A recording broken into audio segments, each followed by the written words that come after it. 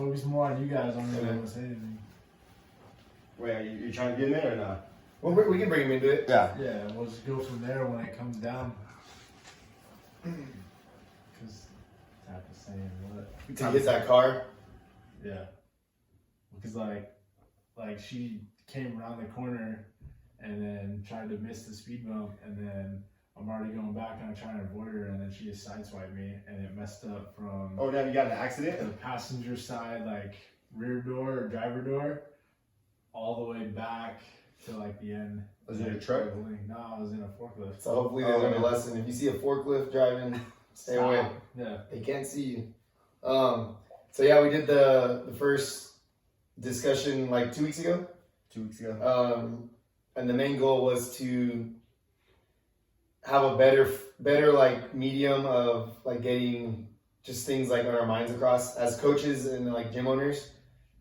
There's a lot of things that need to be said, but sometimes you just don't because you can't, or you don't have the opportunity to, or you have to run a class, so you have to like just, everyone has to start, so you can't sit there and have a discussion with people. So we felt like this would be a good way to like get things off of our chest, I guess you could say, you know. And it's not even negative stuff. It's like most of it's positive. Most of it's like they want to know what we're thinking about, how we program workouts, like what do we think about certain scenarios. The coaching part of it. Right. So there's a lot to it, and like I thought about Instagram videos, and I'm like, you know what, like that. Then even then you're limited because like you have a minute, right? So. It's kind of funny that you say that because one of the things that I brought up last time was a pet peeve of a coach, right? And one thing the person I was talking about actually knew I was talking about him. Oh yeah, Cody, right? Okay. So he was like, Cody. It wasn't anything bad, but he said he was laughing when he heard us talking about it. He was like, yeah, that's me right there. The thing I was talking about was like, oh yeah, this when people show up like 30 minutes before class, and all of a sudden it's like, all right guys, let's get ready for the class. And they're nowhere to be found. All of a sudden they disappear to the bathroom. I'm like, you've been here for 30 minutes. And well, I didn't mention any names, but this person that I was talking about, Cody, he was like, oh, okay, that was me right there. Well, for me, I'll tell you straight up, like sometimes when I coach, I'm very sarcastic, right? Because if you don't like something, you'll say it sarcastically because you don't want to be mean to someone, right? If someone's late, you'll be like, well, good thing we're all on time. You know, you'll say something like that. So I had, and I do that all the time, right? And I tell people, if I stop giving you shit or like being sarcastic towards you, maybe you should be worried. Because the fact that I'm even acknowledging it, I probably care about you, right? Or I care about you being late, or I care about your goals, I care about your success. So even yesterday, you know, and then I don't know if he watches the last video or not, but he wants to compete. So I'm like, okay.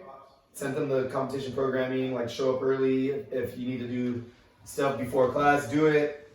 And then Saturdays, show up at 7 instead of 8, so you can get all of this done before the class. You mentioned any names, or you just? I won't mention names, but I mean, this person, it happens to more than just one person, right? But to that one person, they think I'm calling them out, and that they're the only one. And I told them, I'm like, I do this to everybody, right? So he showed up at 8 instead of 7, and I'm like, I look at my clock and I say, that's it, man, 2 weeks into it, and that's it. And like he pulled me aside, he's like, hey man, I'm sorry, like I'm just so sore and I'm so tired, and like all the excuses in the world, right? And it's normal, and I already know what's coming. But I know that when I am like that with someone, there's two possible scenarios that'll happen. One, they're gonna get discouraged because now they failed me or whatever. Or two, they're gonna get mad at me because I'm calling them out in front of everybody. But I call everyone out, right? And he comes to me and I'm like, listen, you're the one that told me you wanted to compete. So where are you at? You know, we're 2 weeks into this competition programming. And I said, hey, when I stop calling you out, you should worry, right? Because, and I feel like sometimes in my head I'm like that with someone, and I'm worried that they're gonna take the second scenario, right? Like they're gonna get offended, they're gonna get mad at me, they're gonna say I'm an asshole. I feel like, but most of the time it doesn't. They get it, you know. Dealing with a competitor, I think, is a whole different animal, you know, because like all of a sudden you're no longer just working out for health reasons, right? But I was having this conversation with Isaac the other day, and we're talking about like people competing and like where the coaches' standards are here, and then all of a sudden people want to compete, but they're like their standards are here, so the standards aren't matching up. But I feel like to coach a competitor, like you shouldn't have to talk about those things for a competitor. Like you should have to like the competitor. Like you should tell a competitor to hold back, right? You should hold back a competitor rather than tell them they should do more. Yeah. Like I don't know. I always had that combo as like you shouldn't have to motivate a competitor. You shouldn't have to tell them to show up on time. Like that stuff should just be like. Yeah, there's another guy. He's from the area, but he lives in LA, and he's been dropping in at the gym. And we kind of worked out a deal like he can drop in here and there, work out.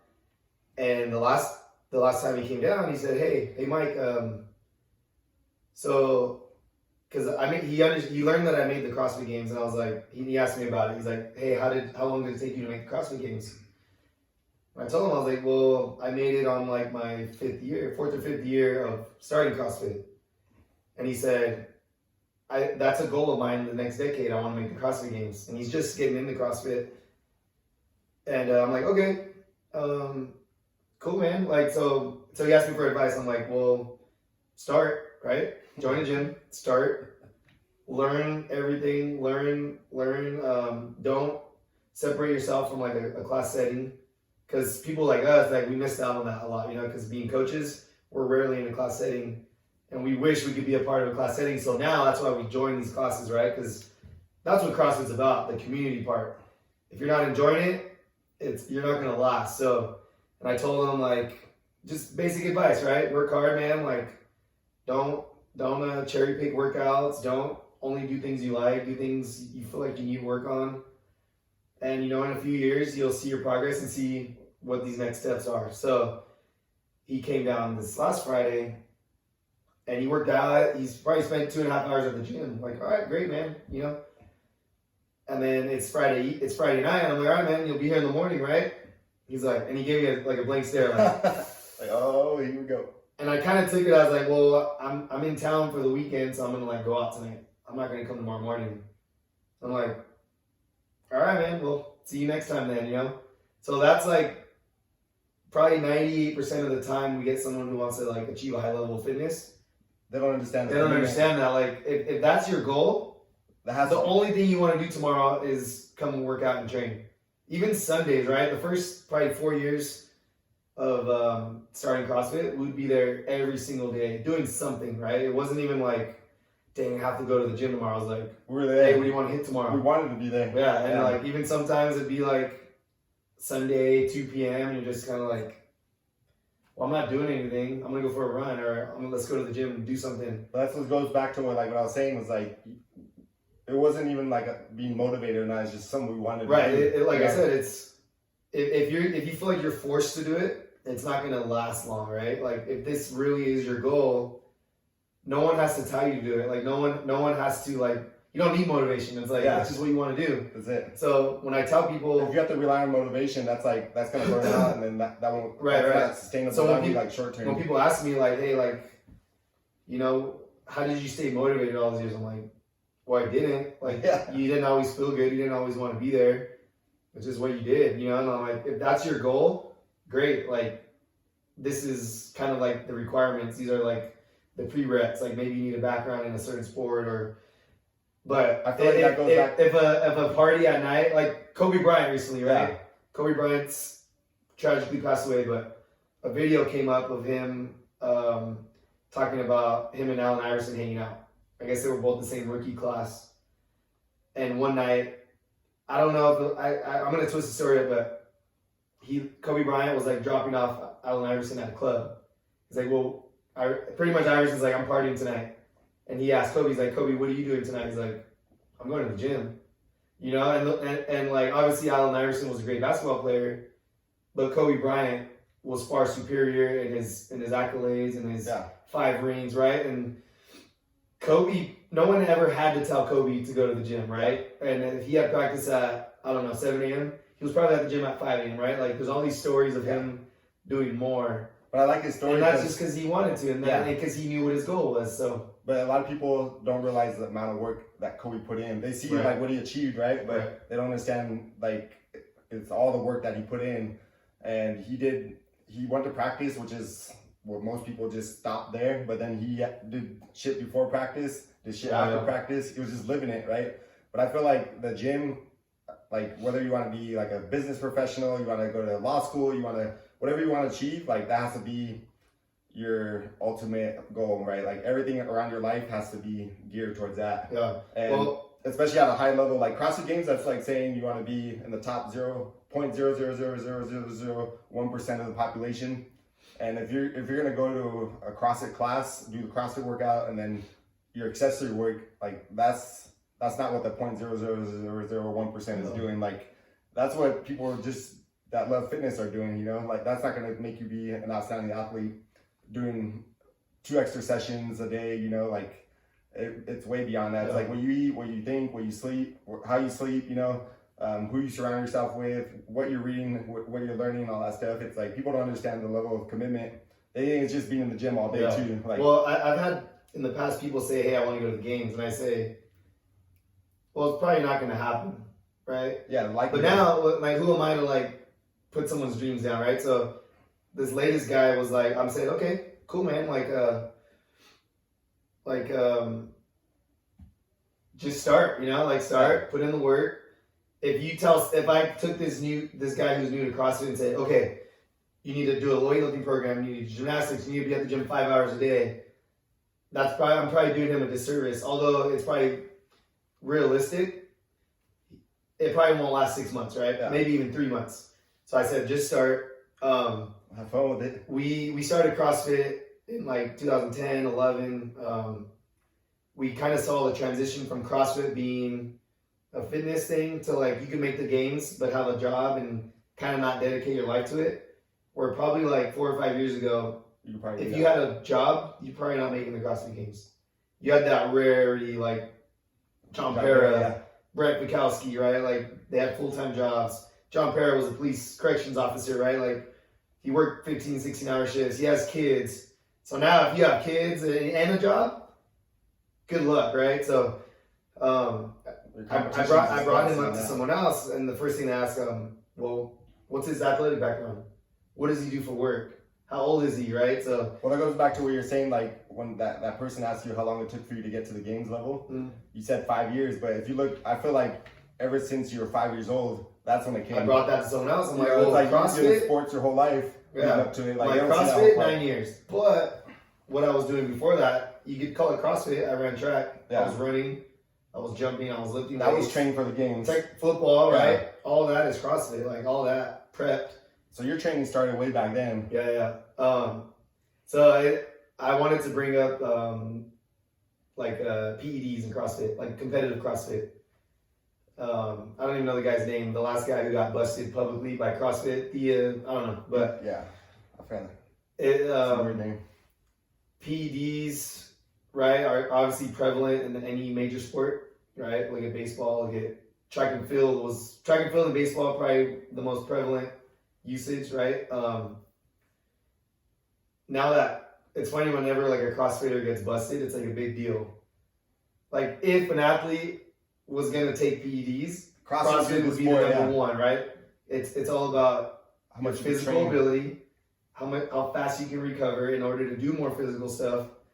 So I don't know. I think it's funny when like someone who's like newish to CrossFit hears about this and they're like, "There's no way these guys." I'm like, "Come on, man! Like, let's be real." So that's what I think about like the CrossFit community. It's almost like they're blind to certain things. Like they feel like the CrossFit community is like, there's no way the CrossFit. They feel like the CrossFit community is like so special to that would never happen. Well, but it's like it's the same as any other community. But but where I'm getting at is, so this guy who says I want to make the games, or if I have a kid that wants to make the NFL or baseball or basketball, it's kind of like it's a harsh truth saying like, well, you're going to be up against people who are doing what you're doing, plus most likely taking some stuff, right? Yeah. So how do you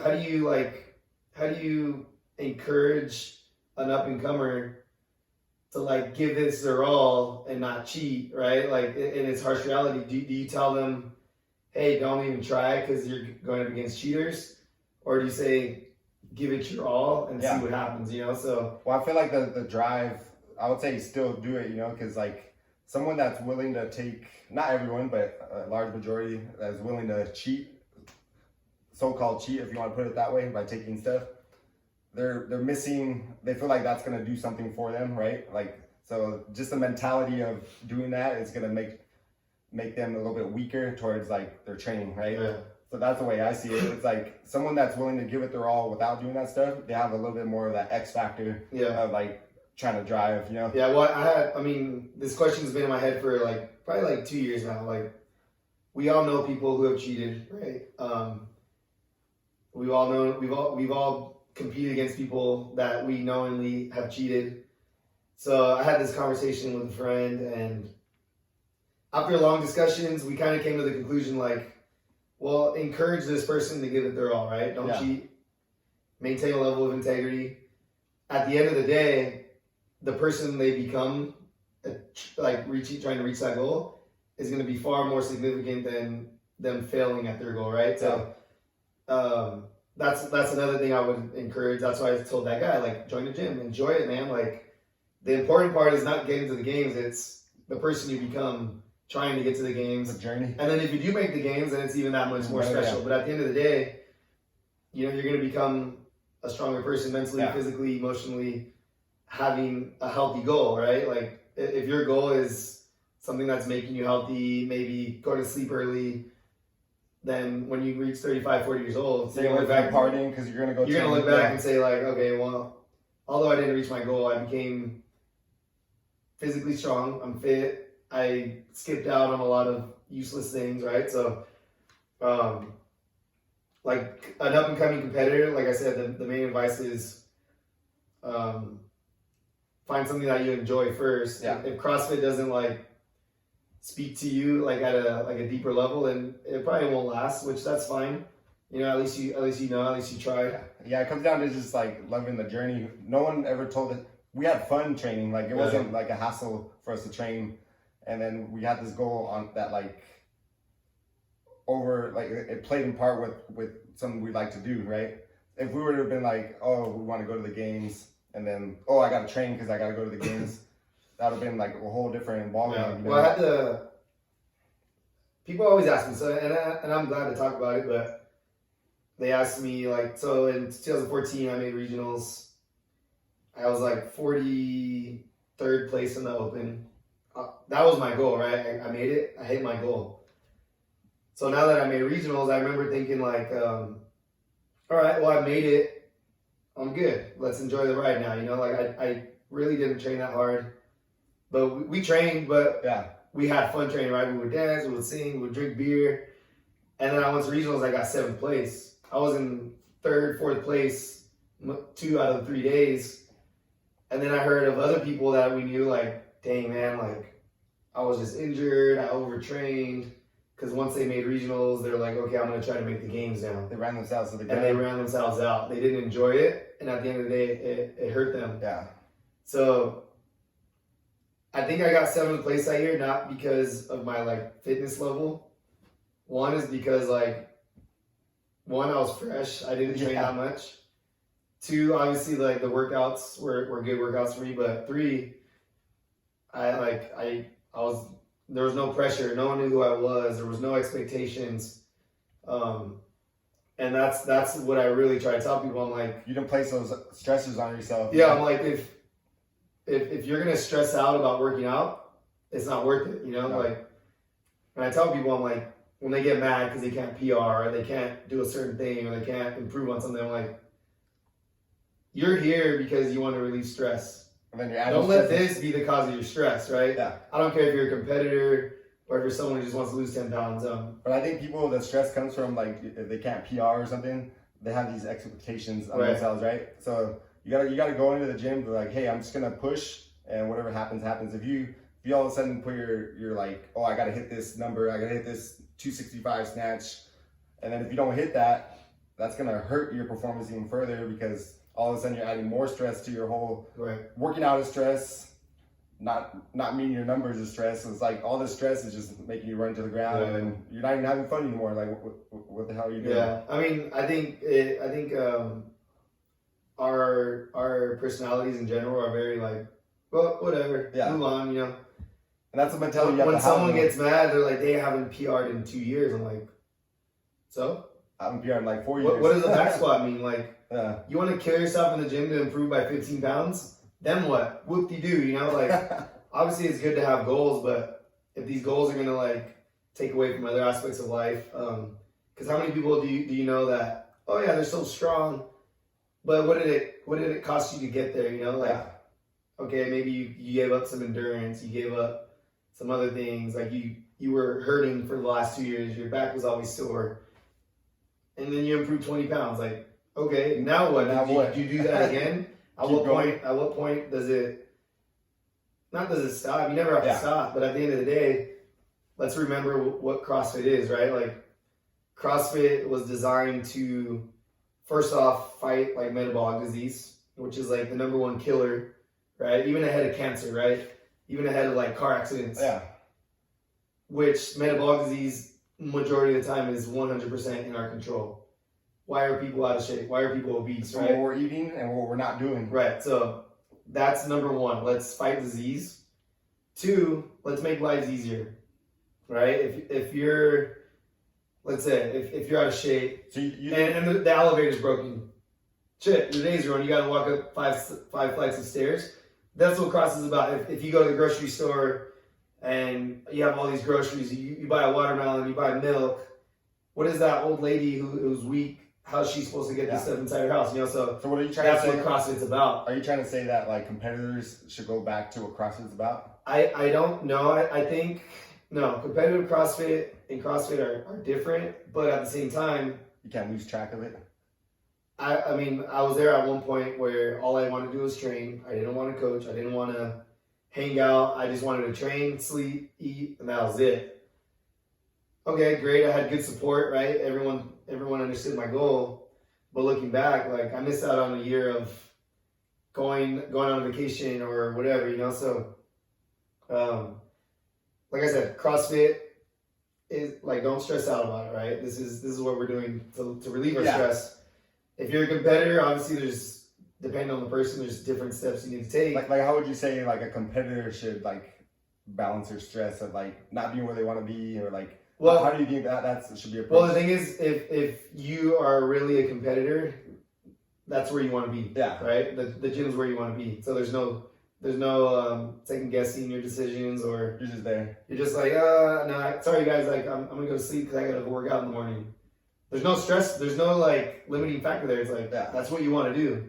If you want to go to Disneyland, I'm gonna go to Disneyland because I'm enjoying it. That's the same thing, right? So the way I see it, like for an athlete like you, like motivation was never an issue. So I put athletes in 2 categories, right? So one athlete that has this high goal, right, make the games, they have no idea what it's going to take and the amount of work that's going to take. So that athlete needs all the motivation, everything. But then you got the other athlete like you that needs to be pulled back.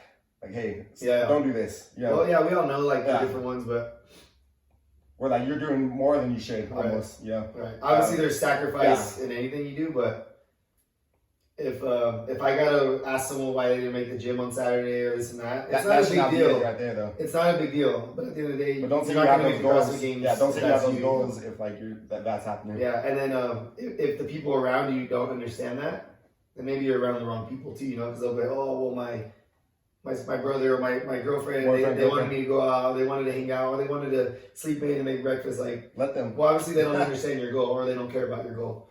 So obviously there's give and take, but either way is not a big deal, right? Like if you're not that person, great, just keep staying healthy, right? So yeah, that's like it's hard to distinguish for new people, like the difference, right? Yeah. People see CrossFit on TV or YouTube and they're like, I want to do that. But how come, like, do you really, you know? But why do you think it's that's? I've always wondered why that's happening. There's not that many people that are saying like, oh, I want to be in the NBA. I feel like because we're not surrounding ourselves. Well, there are a lot. Yeah, we just don't see it. We just don't surround it. But I'm trying to figure out why someone would want to go there. Like, what makes them? And this is just like everyone. People are just starting their CrossFit career or just starting CrossFit in general, and they automatically have this goal. Like, I don't understand where that's coming from. Well, like, it comes from, let's say, like the young basketball player that wants to be in the NBA. Yeah.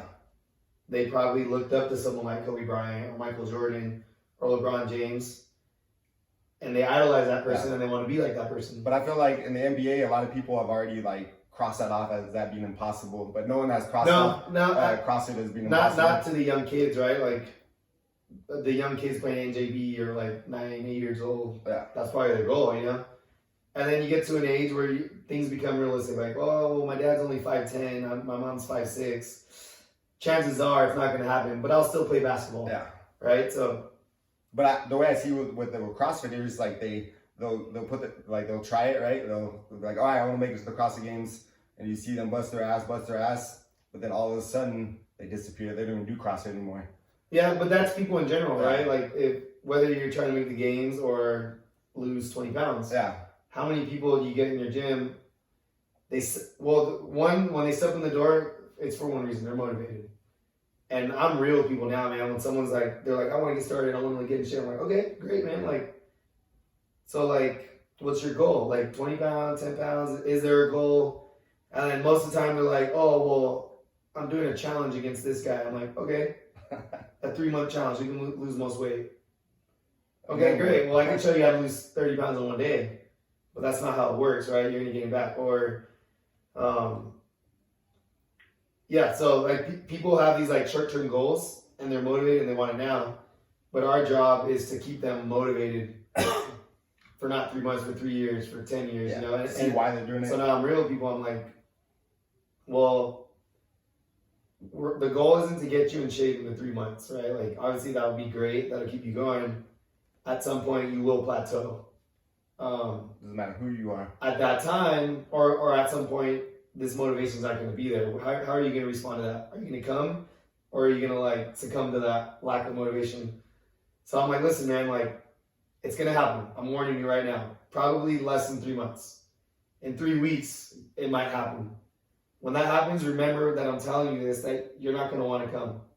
Show up, right? Yeah. The hardest part is showing up. If you're there, okay, well, I guess I'll work out. But if you can show up through that part, that's the pivotal part where like you either go start over or you keep going. Remember that guy? He said, "Hey, how are you always motivated?" And I'm like, "I'm not."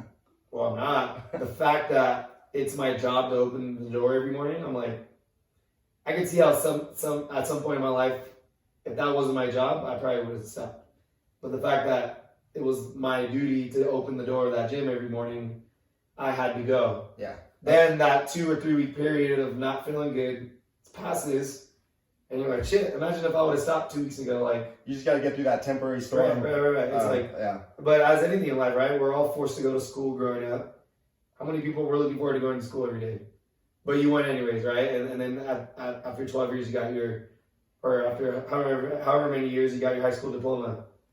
What if your parents let you quit in first grade? You've been done. Then that's it. No diploma, and then you're screwed. Then you're done, and then you don't know how to live. Yeah, you can't make those decisions when you're faced with that storm. I've used that metaphor before. Like, imagine dropping out of school in 2nd grade because you didn't have your high school diploma yet, right? Your high school diploma is your goal. The games, be in shape, have a 6-pack, so far away, run a marathon, right? It's the same thing, right? It's going to take you 10 years, 15 years to achieve a goal. So use that metaphor. We all had to go to school. Yeah. You all wanted to get your diploma. And then even beyond that for some people. So yeah, it's a trip, man. Like, but then you stop, but then you're going to end up starting at 2nd grade again when you start. Right. Yeah. But then people... And that happens to people, right? Let's say people that get out of prison or something.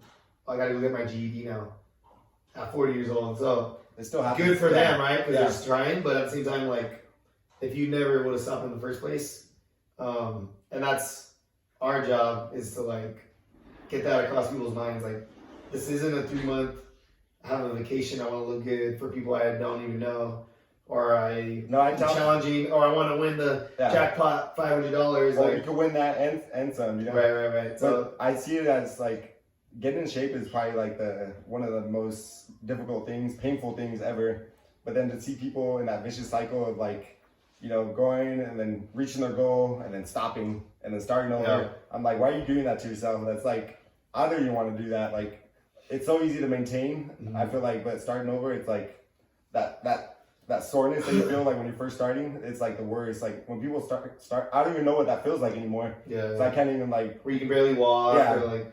But like people think that that's always how they're gonna feel, and they're like, dang, how do you do this for like 10 years? I'm just like, no, like I don't deal with that part anymore. Like that's like beyond me, and I don't wish that on anyone. Like I want you to get through this and never deal with that ever again, because that sucks right there, you know. But I feel like they don't understand that. Yeah, well, like moral of the story, I feel like whatever your goal is, like you should start simple, right? Yeah. Like we all want to go 0 to 60 in a week because we're motivated. So whether it's nutrition, fitness, school, right? You're not going to get a diploma in 1 year. So keep it simple. Let's say nutrition, right? Like, hey, I want to change my diet. I'm like, okay, well, how do you eat now? Well, I eat a certain way. I'm like, okay, for the next 2 weeks, you're going to take this out of your diet, and that's it, right? It's like quitting smoking cigarettes. Yeah. You're not going to go cold turkey. That's most of the time you're going to come back. All right, you smoke 10 cigarettes a day. Okay, this week you're only going to smoke 9, right? It's like a gradual. If you can't do a simple adjustment, what makes you think you're going to do an extreme adjustment and last? So, like that guy, join a gym, do the class, that's it, right? If you can stick to that for a year, then okay, we got some potential now. Start adding another watt or stretching, whatever. When it comes to nutrition, take this out of your diet. Can you discipline yourself to not have that soda at dinner anymore? If you can do that, all right, good job. Okay, so now let's add this into our diet. Okay, whether it's more greens or less fat, whatever, you know. So my biggest thing is I don't know if I think you're the same way, but we like to like test people, right? Like, oh, that's your goal? Okay, cool. So come Saturday morning at 7, we're gonna do this, blah blah blah. They show up. Okay, this person might be a little committed. All right, man. So every day I want you to show up 30 minutes early before class. I want you to do 20 minutes of rowing. You know, you kind of test people, right? And then and this happens all the time. Like, all right, and then after a week or two, most of the time they stop. Yeah. Okay, well, I'm not going to waste my energy trying to help you out when you don't want to help yourself. So, or like you would say this is what's required, and then you see them doing it. But then if you're not saying it, right, like they're not doing it, right? And it's not a bad or good. It's not anything. It's all right, no big deal. Yeah. Maybe this is not your goal. Okay. And I think that there's a fine line of like being mad at someone for not doing it and like I don't know. It's hard to explain, but no. The only time is that they start pointing fingers at you, like saying, yeah. Or let's say someone wants to like learn a specific skill, a muscle up. But they don't tell you, right? And you see them kind of working on it. We can't adjust the whole class to help that one person achieve this random goal. But when that person comes to you and they're like, "Hey, can you show me some drills or whatever?" Then you're happy to help them, right? Like do this. When someone seeks that extra help, oh yeah, let's do this, let's do that. But if someone complains that you don't help them on something that you already know, like right, there's a million things. Why would I pick and choose like a random thing that I have no idea about? So if you ever want help, I would say like let it be known, you know, like ask for some drills. That's what we're there for, you know. So that was the main thing I wanted to talk about today. Is I don't know, I had an idea of like being a competitor or goals and stuff like that. Someone brought up like programming. And like how you program, or how do you distinguish between the competitors and your general class, right? My biggest goal was to never have like a group segregation, right? Like, oh, your competitors do that, your class does that. So if you're a competitor, don't separate yourself from the general class. You're not better than anyone. If you're a games athlete, that's one thing I noticed. You're not more important than the person who's can barely do a box jump, right? Yeah. So, but that's one thing I noticed about like competitors. They'll see like the workout of the day, say the class workout, right, and they're like, "Oh, that doesn't match my goals," you know. And they're like, "I'm not gonna do that." Oh, that's too simple. It's only 5 pull-ups. Can I do muscle ups instead? I'm like, no, do that workout. Do 5 pull-ups. Push yourself, light yourself on fire, and like go harder, like right. So, yeah, there's like. I think I see a lot of gyms, they have special programming or like special groups, and that was one thing I didn't do. I'm like, okay, well, if you're a competitor, you're gonna obviously do a little bit more than the class, but you're gonna be a part of that class at some point, right? If you need to show up 20 minutes early to do some snatch technique or whatever, but then you're gonna hop in the class. Yeah. You're not gonna be by yourself the whole time. And that's like when I tell people, I'm like, well, you don't realize how much harder you push. When I do send these people like different on the notes, I say, okay, today you're gonna start 10 minutes early because you need to allot 10 minutes in order for you to like mesh in with the class as you finish. That's really important to me, and I like if people want to do something on their own after class. Great, go for it. I encourage you. You know, if you want to pull a rower to the side and row, go for it, man. Like, why would I stop you? You know. But at some point of the day, you're gonna be in class. Yeah. And that's it. And if you don't like it, I'm sorry. Like, there's other gyms that allow athletes to do their own thing. Good on them. Yeah. That's not my style. But one thing I realize, I see that happening, you know, like the athletes that want to like do like their own thing. Like one, the intensity is not there because you're automatically in a group setting, you're gonna like push way harder, whether you like it or not, whether you believe it or not. Yeah. You're gonna push so much harder, even if it's like someone like a 60-year-old grandma that's working out next to you, and sorry, Peach.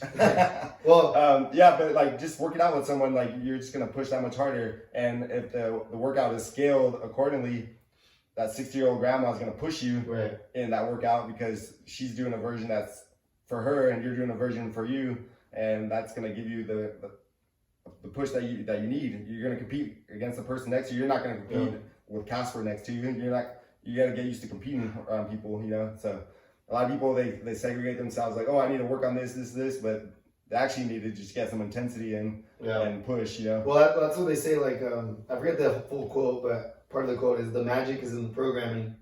So our job is to, if there's a competitor and there's someone who wants to lose 20 pounds, the magic is in programming something where they both can get this competitor can get what he needs to develop. At the same time, this person can do the same exact workout.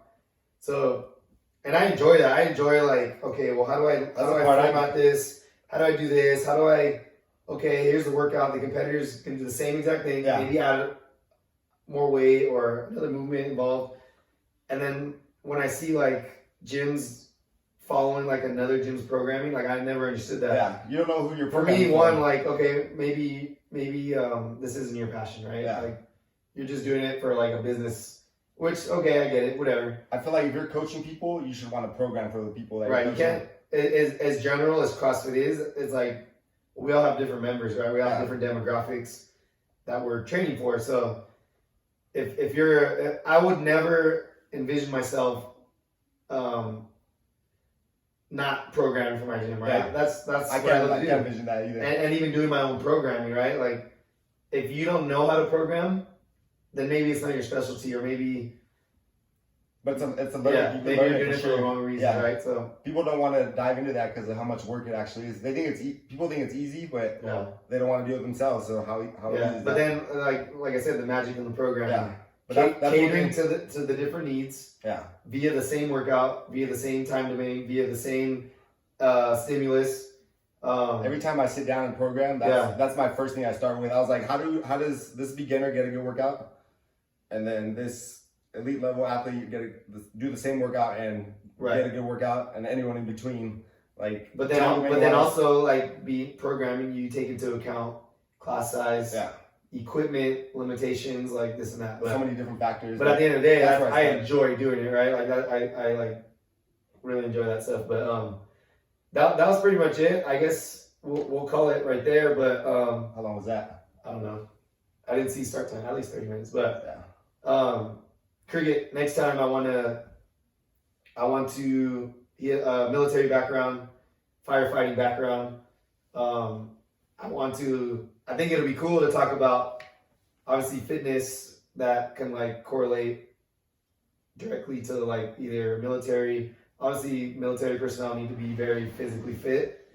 So do firefighters, right? I have a lot of police officer friends. I'd like to talk to them too. But how important is the physical fitness aspect of different jobs, you know, and how it could carry over to either the military job or even to life after military, right? But I think that'd be cool to talk Yeah. about it next time, and then Absolutely. Next time. we'll call it a day.